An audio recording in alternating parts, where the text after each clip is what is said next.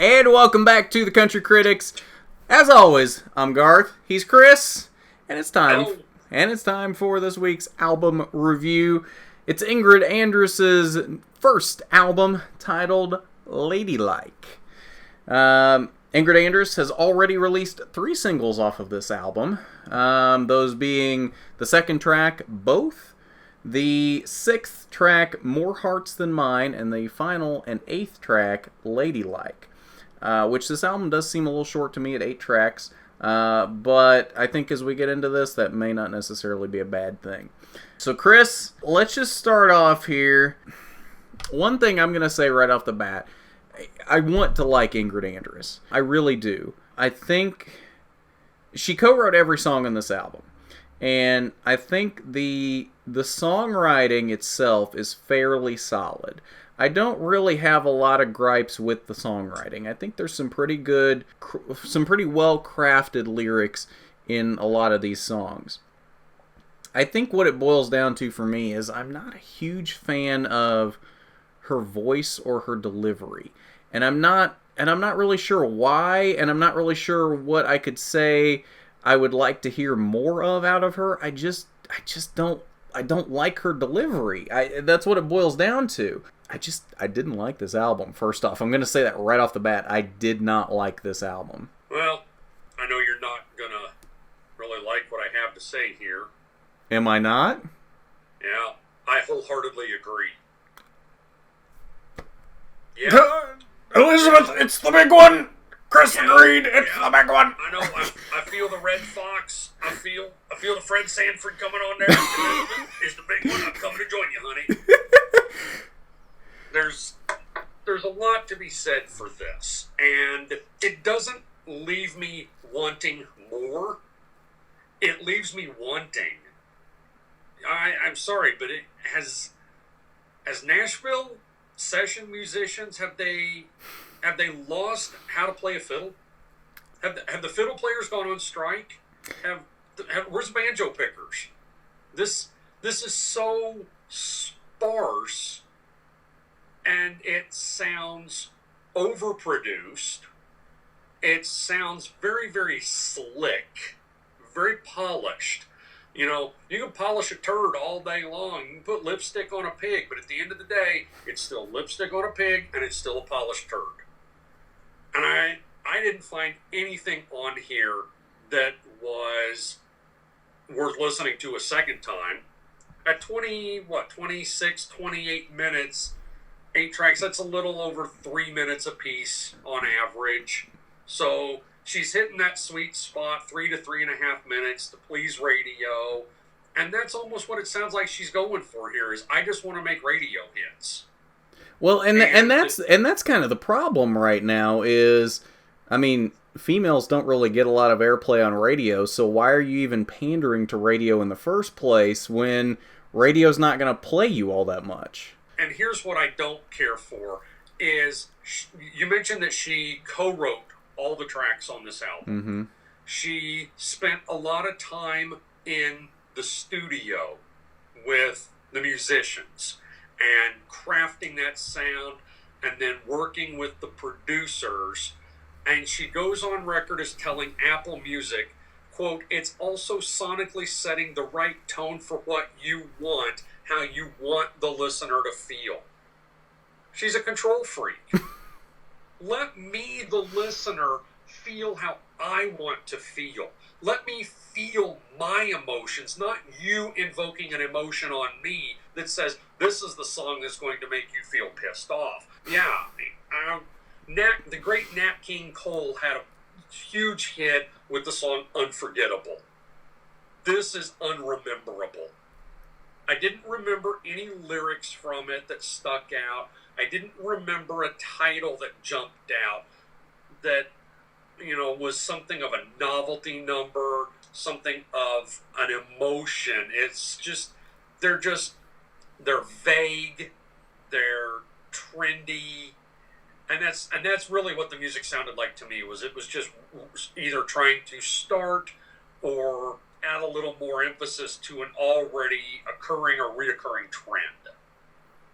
You know, right. And if you have to go on record as saying how you want the listener to feel, then you obviously aren't paying attention to what listeners are listening to. Right. Now, okay, let's talk about some specific songs on this album. Because, like I said, I didn't like this album as a whole. There were a couple songs I liked more than others, but I will agree with you, there are no lyrics in this album that stuck out to me that I remember. I mean, last week on Kelsey Ballerini's album, Kelsey, I mean, we were very adamantly opposed on that one. Like, there were specific lyrics that I could pick out of that album that I really vibed with, and I love that album. This one, okay, so there's a couple songs on here that I didn't think were terrible. Okay. The first one was the third track, We're Not Friends. This one had an interesting feel to it. I haven't heard a lot of songs like this. I have heard the one song that comes to mind that was very similar to this was it was Maddie and Tay, and I can't remember what exactly it was called, but and I'm blanking on it at the moment. It was a song I actually really liked from Maddie and Tay, but it was basically along the same lines of it was Friends Don't. That's what it was. Friends Don't. And it was basically the same thing as this song. So yeah, We're Not Friends is essentially, it's kind of about like a friends with benefits kind of thing. She's like, we hook up, we do a lot of these things that we call ourselves friends, but at the same time, if we really look at it deeply for what it really is, we're not really friends. We're something else. You know what that used to be known as in country music? What? Cheating songs. Well, she's not cheating on anybody. But it was like, well, okay, yeah, that's a good point. But wow, this is what music's come down to. This is... I mean, it's for my age range, roughly. I mean, that's kind of what it's like for a lot of people.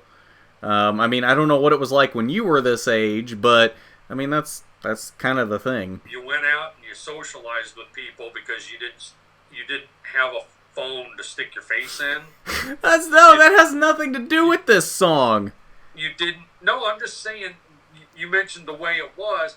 We didn't have phones. Right, but no. I'm talking about the reality. We had to go out and socialize. So it was really awkward to just have like a friend with benefits because why? Nobody's gonna know about it unless you talk. Why is that awkward then? I'm very confused at where you're going with this. I'm confused where I'm going with it too, but I guess really Chris just starts talking and he doesn't know where he's gonna end up. He just starts talking. I don't know. What a horrible idea to write a song about. Okay, fair enough. I'm sorry, but too many songs in modern music all have to relate to how hard life is, and we can't get along, and oh, come on, be a man, Sally, and write a song about a breakup and somebody kicked your dog. But that's kind of the trope of, okay, I'm not defending Ingrid Andress at this point because I still don't like this album, but those are just like the cliche tropes of country music. Like, nobody, it's worn out to write a song about we broke up and she kicked my dog or whatever. Like, you know what I'm getting at. That stuff's worn out. Nobody wants to hear that anymore. Like, it's okay for a song here and there, but at the same time, like, no. Those days are gone. Those are good songs in the past, but I don't want a bunch of new songs written about the same thing. I want songs that are about things happening today. But the way this is written and produced, this is not country. No, I will agree with that 100%. It doesn't 100% strike me as pop country. That's the weird thing, is I don't know how I would describe this. This is something you would not hear on mainstream radio. This is not where you would hear it on satellite country radio. It's the alternative to what you think you know. You can't classify Mumford & Sons as rock, but yet you can't also classify them as country. So what are they? Well, popular alternative? What? And which they are, you know, it's, you know, Coldplay. Coldplay fits a genre. U2 fits a genre. You know, Aerosmith, you know, wherever the rock bands go, yes. But the singer-songwriters, and that's what this is. This is singer-songwriter music. This is along the lines of Brandi Carlile, Tiff Merritt. They have songs that are going to make you feel an emotion, hopefully make you feel the same emotion that they want you to feel, maybe take you someplace or not take you someplace. They can be just as identifiable as they can be existential. That, to me, this is either alternative or singer-songwriter. You're not gonna hear that on the regular radio stations. This should be played on something like WGRE, 91.9, The Mighty Fine, WFPK Radio Louisville plays a lot of music by artists of this style. They're light. They don't fit a theme. They don't really fit a genre. They are independent radio. 92.3 in Indianapolis, WTTS is like that. They would play this. I could see them playing something like Ingrid Andress, but not really classifying it as country. How it got a country label, I don't know. My guess is she sweet-talked somebody and sold them a bill of goods in Nashville, and they said, this is the way we want country to go. Meanwhile, at the other end of the spectrum, you have the totally cliche, fits every trope to a T, but in the same vein and attitude, it's country music, the hot country nights. Hell, it's even in their name, country. Yeah. Right there. You know where you're going. You're going to have a song about a pickup truck. You're going to have a song about tight jeans or an argument or a beer. There's going to be something in there. And while that's, yes, Wrangler Danger. Yeah, I needed to know. While the tropes are worn out, these guys have crafted a sound, gotten a group together, and made it fun. Music can bring you up, music can take you down, but it's all in what you want to put into it. Yeah. And if you go into listening to music with an open mind, you're going to get a lot more out of that. If you go in with walls closed off, you're only going to feel what they tell you to feel. This is not country. Yeah. This is a singer-songwriter album that got misfiled in the country category.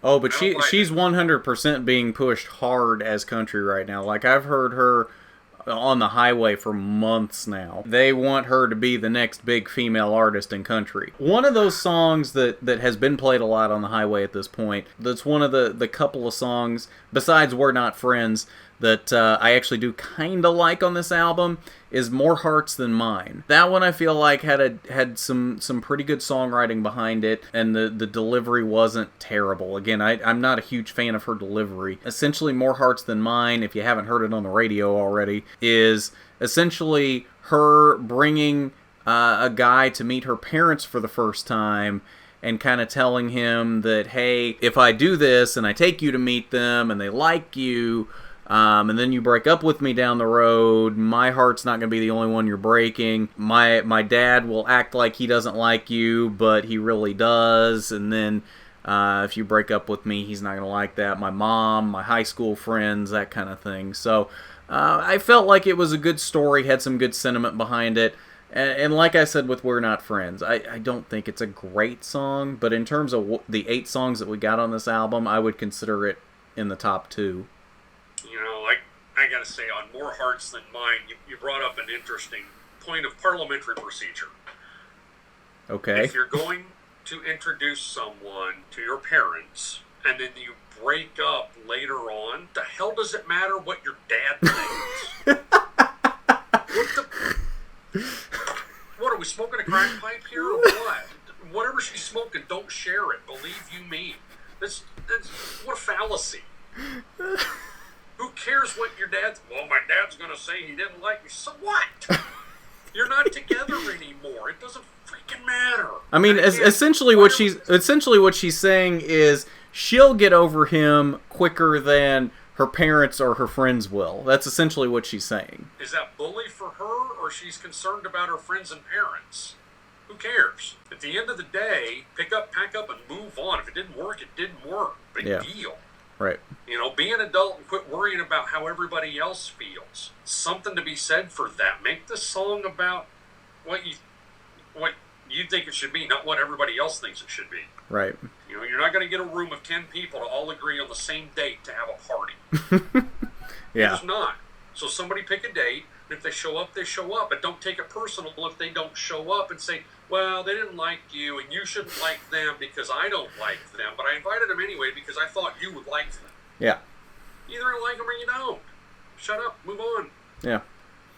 You know? Quit worrying about who else's heart was broken. Because apparently if you're worried about them, then your heart really wasn't in it to begin with. Right. So I got to give that one a big thumbs down. Now, one thing Here, let me do that. Oh, there you go. Okay. Yeah. There's a thumbnail. That's right. There's a thumbnail worth viewing. That's right. Well, it seems that, like I mentioned earlier, they've pushed 3 singles off this album already, and it's only got 8 tracks on it. Yeah, so we're at the 45% mark here. Well, and they're already pushing the 4th single now, it looks like. I didn't realize this till I started digging today, but apparently the 4th track, The Stranger, is apparently the new single, which that's a song that seems to be, what I got from it was these two people have kind of fallen out of love, and she's saying, let's recreate the night that we met and see if that puts us back into love. I did not like this song whatsoever. I think if you're gonna pick a 4th single, it's not that.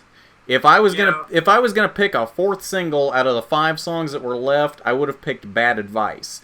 I don't really like Bad Advice, but I think in terms of the 5 that are left, I think that was the best choice that was left. And I think they dropped the ball picking The Stranger because I didn't see anything in that song. I don't see it going anywhere. I'd have been a little bit more, intrigued to listen to it if they had dropped an L in there and made it The Strangler.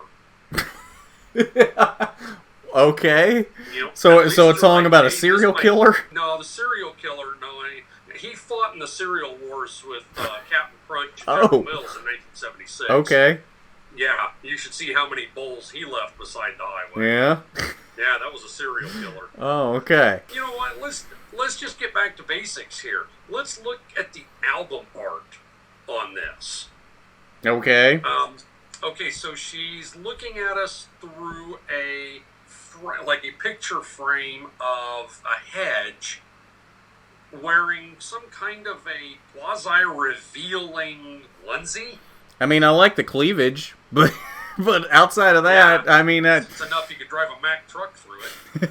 But I mean, call me a chauvinist, call me a sexist, call me whatever, but that's about the only thing this album cover has got going for it. I don't know if she's ever had a haircut. Dang hippies. But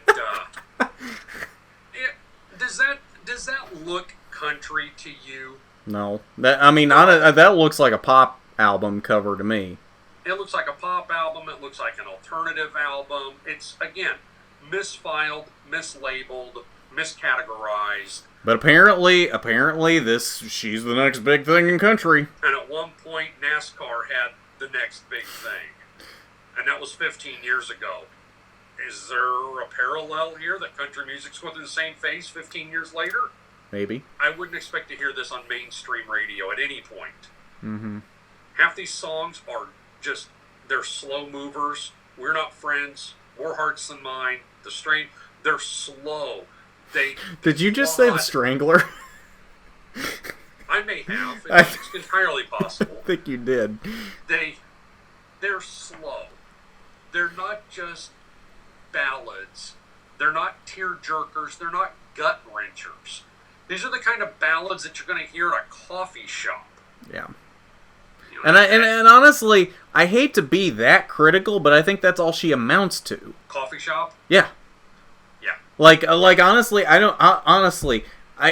hate to be that critical, but I don't think any of this music deserves to be anywhere near country radio. No, again, again, it needs to be on the right stations, the right markets. Honestly, though, that's the thing. I don't even know that I'd want to hear this on an alternative station.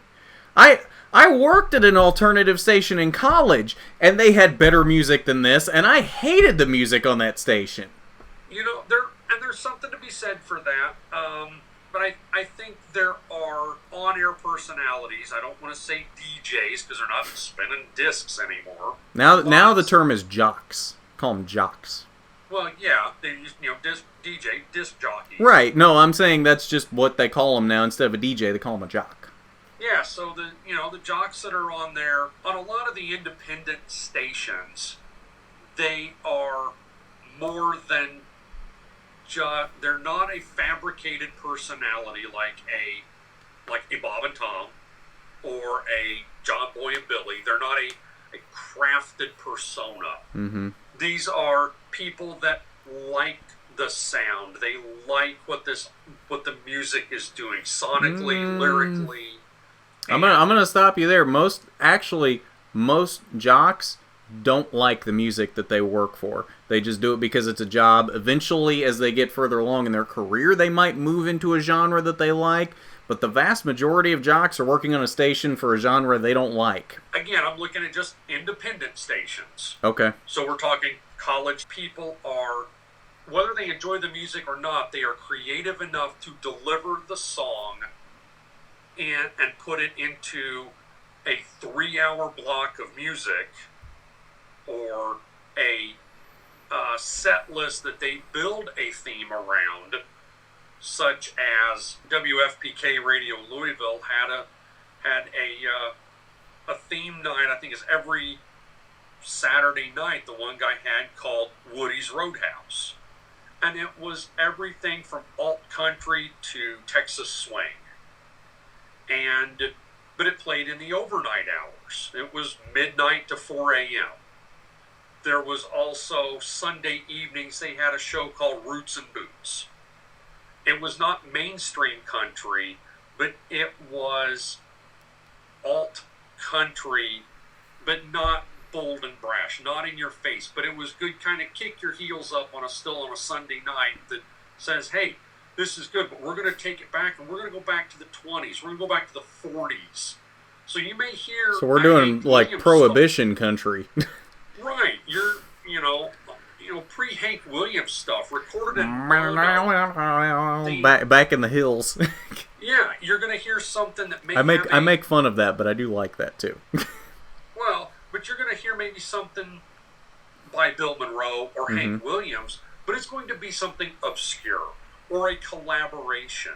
Then you're going to hear something that is a little more modern, a little different take on one of those artists possibly, and you think, oh my gosh, this is an old Bill Monroe track that's been covered. This is really good. Mm-hmm. And it's traditional Western swing, or it might be a little bit of country rockabilly, old roots music from the 20s, something that was recorded from sharecroppers in Louisiana back in the 30s by a traveling recorder. Getting back to Ladylike, it doesn't leave me wanting more. It leaves me just wanting.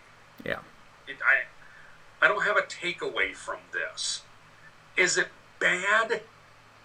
Not bad in the sense that it is so cliche or twangy or nasally. There's not a sound that's not horrible. It doesn't grate on my ears, but many of the songs all sound the same. Bad Advice, I do believe, is the most up-tempo song on the entire album. Yeah, it is. And Bad Advice even had more of like a classical, like opera kind of feel to it, I thought. It was really weird, not something I expected. For this to be country, it didn't even have a sleeper on it, like Kelsey Ballerini's album, Kelsey. That actually had two traditional country-style sounds. This had sparse banjo. It had an acoustic guitar, and it even says, I was reading through the liner notes here, anything but love. It's a guitar-driven song, and I only know 4 chords on the guitar. I'm not planning on being a great guitar player anytime soon.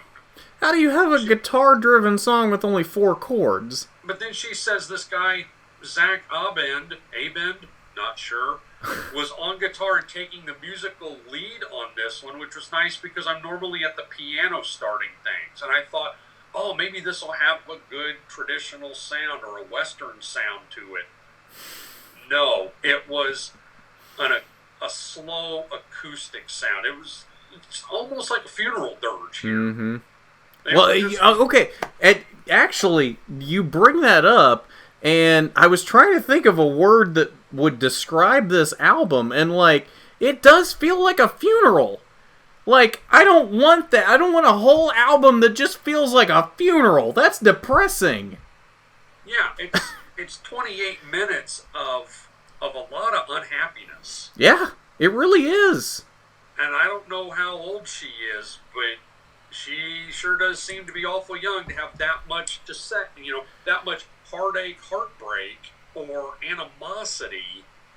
But there are some artists, and this is the one redeeming quality I will say, even though she's we've 28. already discussed and agreed on that this is mislabeled, miscategorized as country, but other artists out there are very, very good at writing songs about heartbreak, breakup, and the animosity, the dealing with being apart. Artists such as Dwight Yoakam in country music. Outside of country music, Adele, Lizzo are both very good at crafting a track that is, it puts heartbreak at the forefront. Mm-hmm. Do I want a whole album of that? No. But that's kind of what this one leads me to believe. And again, that doesn't seem to me to be country music. No. All right, Chris, it's that time. Give us a grade, 1 to 10 musical notes. 1 to 10 musical notes. For the first time in doing this, I think I may have to actually break this down into type of notes. Lyrically, it's there for a singer-songwriter. So I'm going to give it a 5 on lyrics. It's well thought out.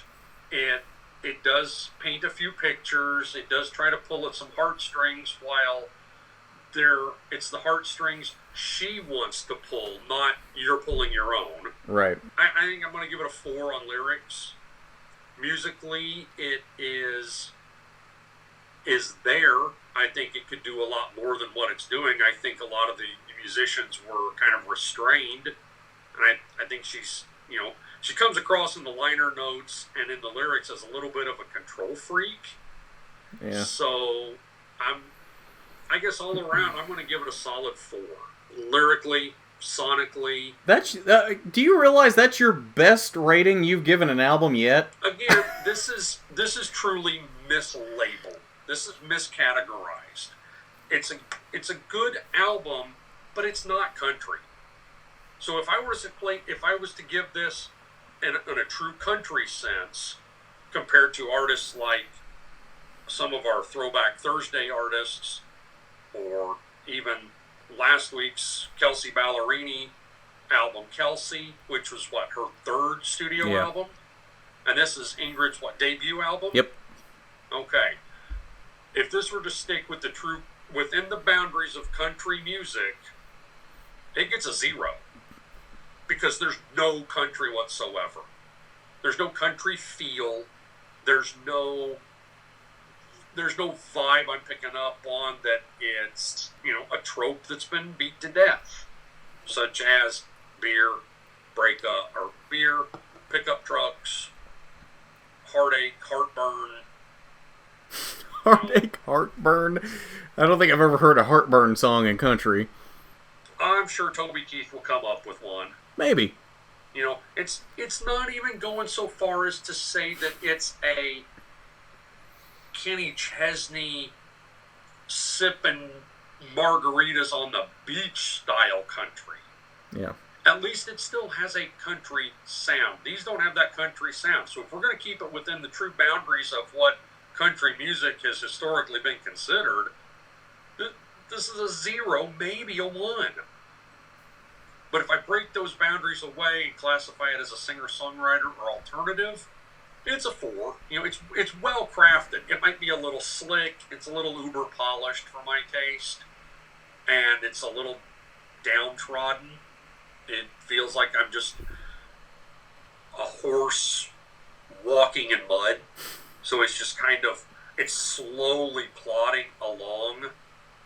And there's not even a revenge song. If there was a revenge song, it might have a little bit more to that countryside.